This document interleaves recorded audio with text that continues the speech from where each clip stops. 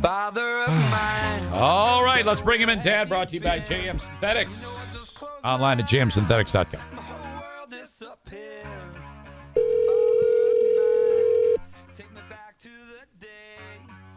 Well, hello, sir. Hi, Dad. Good morning. Good morning, son. How are you? Never better. Never better. Can you hear me okay? Yeah. Okay. Okay, that's good. We're doing okay. How is Joanne doing? Doing well. Sitting right next to me. That's good. Now, Dad, I spoke with you yesterday, and Yes, in just over a week is birthday week for you. Yeah.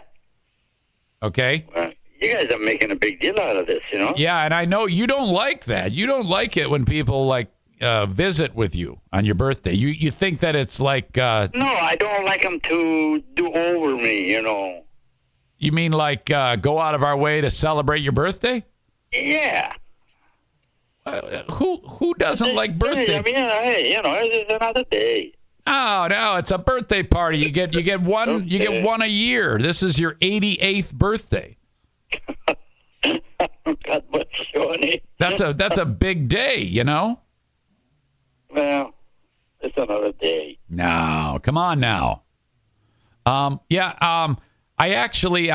been going back and forth about doing some type of little video when we get together. Now I'm starting to think I'd like to do that. I think the audience would love to see you with like a party hat on, blowing out the candles, Dad. Oh, my God. Yeah. So, Well, hey, it's your show. yeah. Well, that'll be on Saturday. That is March 19th.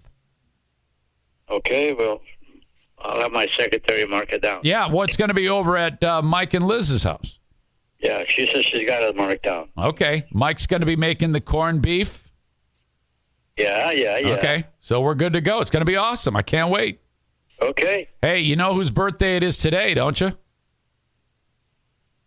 No. Diana. Well, Joanne said yes, but I didn't remember that at all. That's okay. That is okay. So it's her. I guess we're going to have to call her for sure. Oh, yeah. She gets home probably about 4 o'clock. Or you know what? I can call you if you want. Oh, we'll call her at 4 o'clock. Yeah, we like to sing happy birthday. Yeah. We have great voices for singing. Okay. I know you do. Yeah. Oh, I love you, honey. I love you too. Yeah. Well, everybody's excited about you being back on the show. We have another series of questions that people have sent along. There they are. There's a whole bunch of them.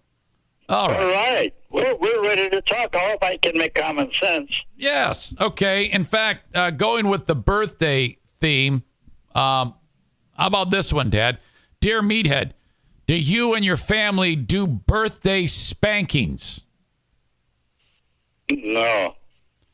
He followed up. If so, have you ever given your daughter-in-law Diana a birthday spanking? Which is kind of a weird question. Yeah, the answer is no. Yeah, No. I know it. What a dumb question that is. I mean, seriously. What is that a thing they do? They spank you so many times for your birthday numbers? Now, I have heard of that, but it sounds terrible. I wouldn't want anything to do with that. I mean, if you were 50 years old and you're going to get spanked? Yeah, I guess you get spanked 50 times. So would you? I would take a gun and shoot them before they start. I'd fall asleep spanking you. Yeah. Did you hear what you asked? Yeah, well, that's it'd be 88 spankings for you. Yeah. It'd be horrible. I'll be black and blue. Oh, that would be way weird. I wouldn't like it at all. Okay. No, tell that audience, I'm telling them that I've never heard of that, and I kind of, I don't know. Yeah, I think it's kind of a foolish thing. It is. When the person is like 2 years old and 6 years old, it's done and over with, but carry it on. Are you kidding Yeah, me? it sounds a little creepy, you know? Yeah. It's a little Wait a creepy. minute, let me take my drawers down and you Yeah, spank to me. spank my. That's weird. this guy who wrote it, That kid never want to live. the guy who wrote it, he lives in Houghton Lake, so he's got a 1,000-yard stare to begin with. Oh my God. Yeah. No, it's a poor thing. Yeah. Okay. I'm like kissing him 10 times or 20 times. That's even worse. Yeah. Well. All right. Tom writes, hey guy. He says Governor Whitmer is the source of controversy for a lot of people in Michigan. Yes, I've heard. And then he says, what do you think of her? I really didn't give much thought of that from day one when he was elected. It's a her. I mean, her. Yeah, it's a she, Dad. It's a girl. It's a lady. I just cannot picture her as a leader of my state. Really? How come? I don't know. I just have no connection. I like her. Joanne likes her. Oh, I like her too. Don't see it, you know. She was really aggressive during COVID. And She was very active. Yeah, I thought that was awesome. What did you think? The what? I thought it was awesome how aggressive she was. Well, that was good. You know. Not afraid of public opinion. No, she does. She's not afraid of that. Well, I was actually, the American people are something else. For instance, weren't they supposed to be kidnapping her or something? Yes, in fact, that trial gets underway today for those dummies who are accused of doing that, and it takes place here in federal court in Grand Rapids. I mean, in this country, I don't understand it. People don't like you, somebody, they shoot them. They don't like them, they do some damage. But what is it? I don't know. It's homegrown terrorism is what it is. Oh, man. It's awful. And those guys are going to go to prison for a long, long time, and they should. You know, my neighbor and I, a long time ago, we had a falling out, have a conversational falling out, and and we talked to each other and all that. After a while, I said, my God, there's a nice guy. He really is a nice guy. Yeah. Why would I go that route? You know, I went out there and knocked on his door and said, listen, I'm really so sorry about how I acted about that. I want to be your friend. I want to be your neighbor. Yeah. And let it go. Yeah, I am waiting for that same type of thing to happen to me from various former show listeners. Oh, come on. Well, I don't know what else you do. You sure do a lot of right things with me. Yeah, of course. Of course. Well, anyway, Dad, this guy also writes that he thinks that Governor Whitmer is a stone-cold fox. Now, I know you only have eyes for the lovely and talented Joanne, but... Absolutely correct. Do you think that Governor Whitmer is a stone-cold fox? I'm going to be very honest with you. I really don't remember what she looked like. I really don't.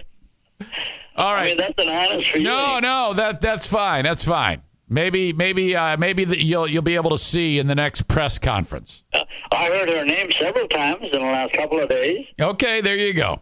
You know, but I know who she is. Well, yeah, and you knew that. If I saw her in the street, I don't think I'd recognize her. And you knew that those guys wanted to kidnap her too. So I mean, now that you don't know, I mean, this is a part of this country that I cannot tolerate. Yeah. All right, Aram, your pal Aram writes. Yes, Aram. Yes. He says, a very fine morning to you, sir. I have a friend who complains about people in his house are not following his rules for using the microwave. Then, at his job, he doesn't like the rules that management put in place for using the microwave. So it sounds like he wants to have special privileges. Like at his house, he wants certain rules on the microwave, like keep it clean and clear the time. But at work, he doesn't like that. What do you think, Meathead? Well, rules are made by people, right? Yeah. Okay. Now, somebody owns something and is allowing other people to use it as well. You would like the person respect that product that they're using. Keep it like it's yours. Yeah. You keep it clean and all that. No, I don't blame that person that wants that situation being taken care of properly. Okay, so I think what his point I think was. that's wrong. If you got something, you used it, and you messed it up, or even if you didn't mess it up, if it requires cleaning, clean it up and put it back in. Fair you enough. get to use it again. That the owner that supposedly just discontinue that program takes everything out of there. You don't make coffee. Okay. How would you like that, buddy? Fair enough. Andrea writes, Dear Meathead, what is your favorite kind of cookie? Love you, guy. Wait a minute, Joanne. What is that? Joanne says raisin oatmeal. Well, what? Okay, you like raisin oatmeal cookies? I love those too, Dad. Yeah, I do. I can eat a ton of that. Maybe at the birthday party, Dad. Hey, I'm not trying to cut it out. I don't want to gain any weight. No. Well, I mean, hey, have you ever thought about lifting weights a little bit? Like lifting some weights? No, I don't want to work out. Well, yeah, but I mean, typically when people get on in years, get into the, your stage of life, their muscles fade. It's important that you keep strength, I'm strong. I really am.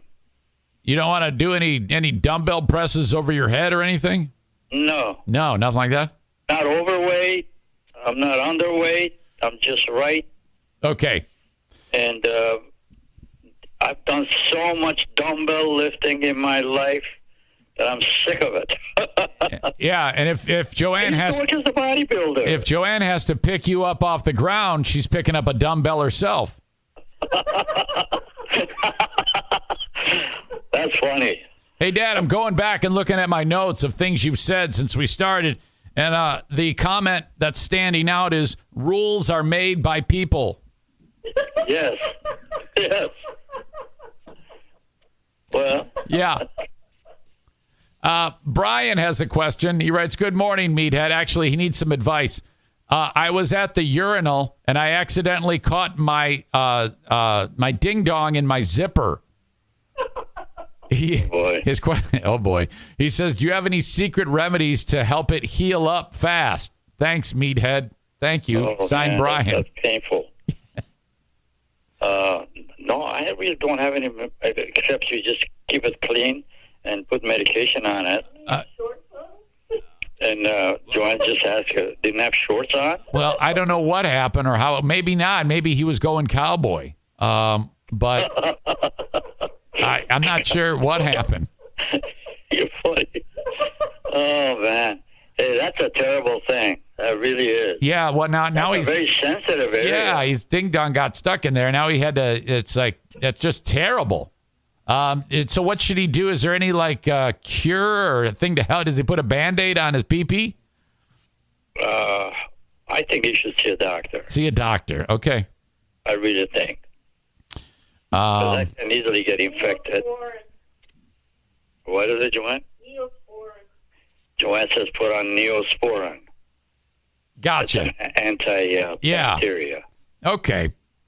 All right. This next question I have is from Melinda, who has a problem with some of the landscaping in front of her house. And she writes, Dear Meathead, I have a massive bush. And then she says, this bush is so big, people comment about the bush when they come to my house and tell me how big it is. This thing has so many branches. It's so big, it stands out when I look at my house. And when I look on my doorbell camera, all I can see, I'd like to be able to see my mailbox. I'd like to remove the bush altogether. My friends say trim it down a lot instead of removing it. But all I have are small hedge trimmers. They cannot handle this big bush. What equipment do I really need to really prune down this huge bush? Signed, Melinda. P.S. It's a holly bush. Wow. Melinda, well, you've actually given one definite good idea is to take it down completely. Is that in the front of the house? Yeah, I think it's right in the front, right in the Mons. All right. No bush should be in front of your house, really. Yeah. Unless it's a tiny little miniature thing that you can trim it with a little cutting and all that. that you should have visibility to the street. And when people have bushes like that, they're really looking for trouble, and that is a trouble for you. Yeah, I think it is. She seems to be the type that would. I think you should have it. Of course, it costs money. If you don't want to spend any money, keep cutting it down till it's down to a level of the ground. Yeah. Then dig around it and put some acid. Dig around it and then put acid? Well, yes. Oh, wow. Okay. Wow. There's a whole bush. Okay. There'd be no whole bush. It'd be all cut. Okay. Gotcha. The branches, you get rid of it. And now you're level to the ground. And then if you have some kind of an equipment that you can put crisscross cuts on top of it, and then pour some acid on top of that. Uh-huh. It'll kill the tree as it goes. Okay. All right. She asked. Some kind of acid that would not harm anything else. Right. But when you end up with a bush level to the ground. Yeah. There's a rip like. Yeah. She also adds, P.S. Should I do it in the shower? And I'm not sure what she means by that. What? Yeah. What do we do it in the shower? I don't know. I think it might be a typo or something. Oh. Yeah, I'm not sure what that means. Don't do it in the shower. No, don't do it in the shower. You got to do it in the front. I don't know if we're talking about the same thing here. Well, when you take that whole bush and cut it down, it's a level to the ground. Okay.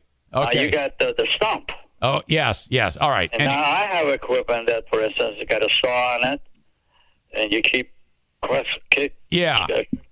cuts. Left, right. It's all kinds of chunks that come out of there. Well, you might harm the clams if you do that. I mean, you got to be careful. Well, you take it, that's like the bush is like a tree. Yeah, it's big and unkempt. Yeah. The bottom of it has got a huge stump. Uh-huh. So then once you get rid of that, you're cutting that all apart. Yep. And then you can pour some acid in this. There's chemicals out there in the street in stores that you can pour it in that area that she cuts. Yes. Okay. Just pour all around it. It'll kill that thing. Okay. Gotcha. All right. So I think that should help you, Melinda. That is, so. Yeah. Okay. How about this? Dear Meathead, all of my friends are depressed. How can I help them out? What are they depressed about? Don't you know? It doesn't say. It just says that all of his friends are depressed, and he wants to cheer them up. Do you have any things that he could do that might make them happy? Well, if I go back to my ages, you have a party with a lot of beer. Yeah, you have a party. Why not, you know? But then again, that's all a temporary fix. Okay, They'll but go home with a hangover. Yes. 3 days later, they're normal and back to depression. Okay. Well, they're really, I don't see. Well, first of all, you got to know what they're depressed about. You think that matters? Yeah, then you can give the appropriate advice depending on what the reason of depression is. Yeah, well, who knows? I think it's because of COVID, which is maybe COVID, the war, things like that. What about just doing something that's fun, like maybe, I don't know, go for a bike ride, go bowling, play paintball, melt some snow in the driveway? Well, Change what they're telling themselves. do what, Joanne? They can change what they're telling themselves all the time. Yeah, you know, change their outlook, I guess. I'm dumbfounded on that. Yeah. Well, what do you do to I know get? what I would have done. So yeah, if you got the blues, Dad, what are you going to do to snap out of it? Maybe I have to get busy with something. right, like go and make a picture frame and cut your fingers off. Do anything, right? So, go dig a hole somewhere. Yeah, dig a hole. I mean that. That's just the way I am. Are there holes all over your backyard? No, our backyard is watched over. Yeah. When something is coming up to be a problem, gets taken care of right away. I know. You pick up the leaves, you melt the snow. Yes. You know what you should do this year is you should rip out your driveway and put a new one in. Why? Well, because, to keep yourself from being depressed.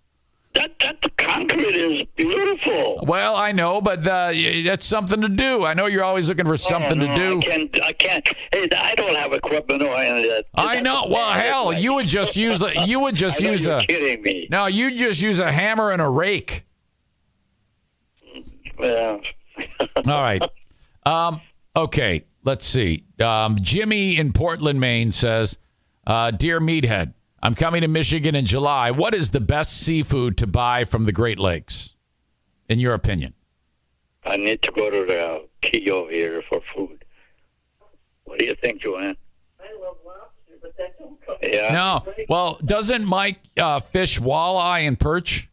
Oh, yeah, he does fish 24/7. I think. Well, Joanne's comment was, get lobster. Yeah, that's not going to work. That's very pricey. That's not from the Yeah, that's not And from that's the not lakes. from That's from the Great ocean. Lakes either. I think walleye is delicious. Walleye is good. walleye is absolutely fantastic, and Yeah. I think that if it's in season, you'll have a better time with that too. And I don't even know when it's in season, but anyway. My son-in-law Mike, he catches them, brings them home, He cleans freezes up, it. and we later on eat it. Yep, freezes it. Salmon is fantastic in Michigan. So yeah, I think any of those, perch, walleye, salmon, especially the walleye, in my opinion, is probably the greatest One fish I've comment ever I had. want to make about this thing: when you catch fish, I really never knew what people did when they catch the fish, but yeah, you should clean and eat it. Some people just throw it away, I think. Wait a minute. Did you just say when you catch fish, you don't know what people did with it? You should clean it and eat it? I mean, clean it and eat it. Cook it. Well, what do you think they're going to do with it? Put it in I a don't bottle? know, because some of them don't.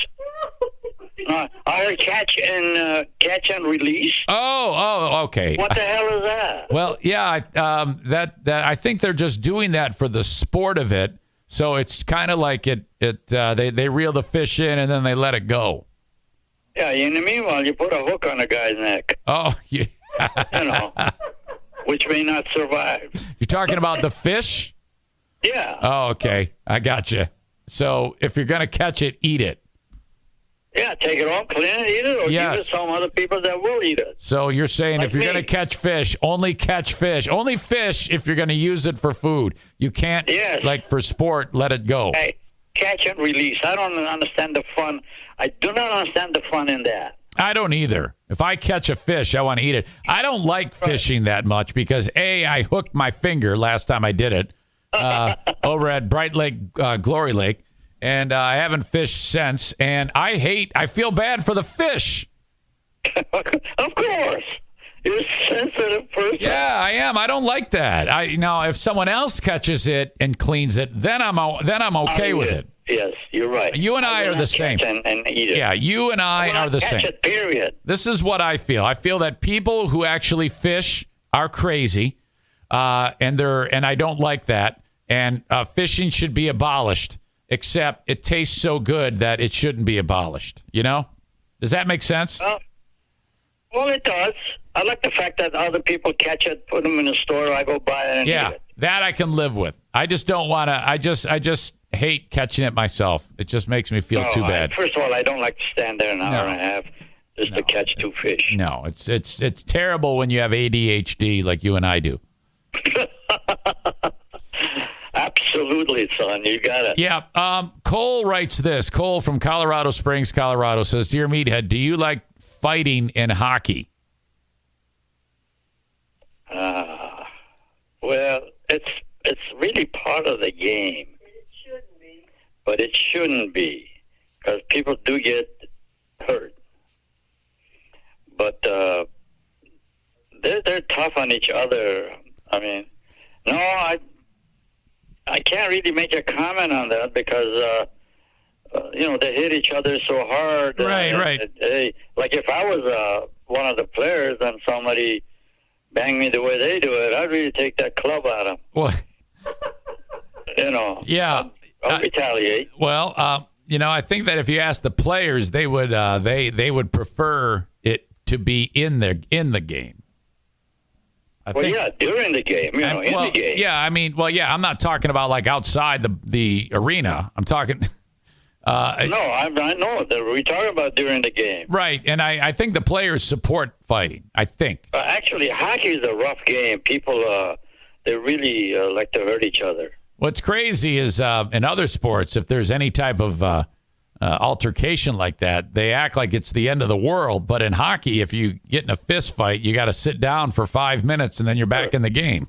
Now, listen, when I was growing up, I actually played at age about 15, I played soccer in the national team of Iran.